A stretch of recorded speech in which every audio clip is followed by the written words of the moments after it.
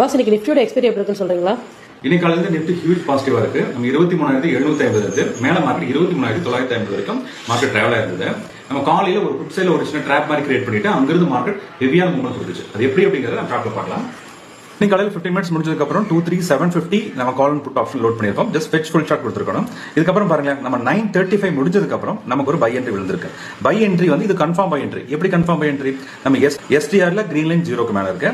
அதே மாதிரி கிரீன் லைனுக்கு மேல நம்ம கேண்டில் க்ளோஸ் ஆயிருக்கு. அப்ப இது ஒரு கன்ஃபார்ம் என்ட்ரி. நீங்க வந்து 148 என்ட்ரி பண்ணிருந்தீங்கன்னா மேல வந்து 260 வரைக்கும் நமக்கு வந்து மார்க்கெட் மூவ்மெண்ட் ஆயிருக்கு. இதை நீங்க அடிஷனலா கன்ஃபார்ம் பண்றதுக்கு நம்ம என்ன பண்ணலாம்னா ஃபியூச்சர் சார்ட் கூட யூஸ் பண்ணிக்கலாம். பாருங்களேன், இங்க நிஃப்டியோட ஃபியூச்சர் சார்ட்டை லோட் பண்ணிருக்கேன். ஜானுவரி ஃபியூச்சர் என்ன இருக்குன்னா இந்த இடத்துல தான் நமக்கு 0க்கு மேல வருது. அதாவது 955 தான் இதுக்கான கன்ஃபர்மேஷன் கிடைக்குது. இதை நீங்க ஒரு அடிஷனல் கன்ஃபர்மேஷன் எடுத்துட்டு கூட 955க்கு மேல கூட நீங்க என்ட்ரி பண்ணலாம்.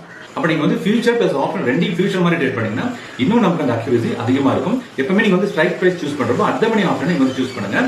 அதோட சேர்ந்து எம்எஸ்வி நீங்க வந்து மறக்காம செக் பண்ணணும். எம்எஸ்வில ரெண்டு சைடுமே நம்ம கிரீன் இருந்துச்சு அப்படின்னா அன்னைக்கு மார்க்கெட் வேலட்டிலா இருக்குன்னு அர்த்தம்.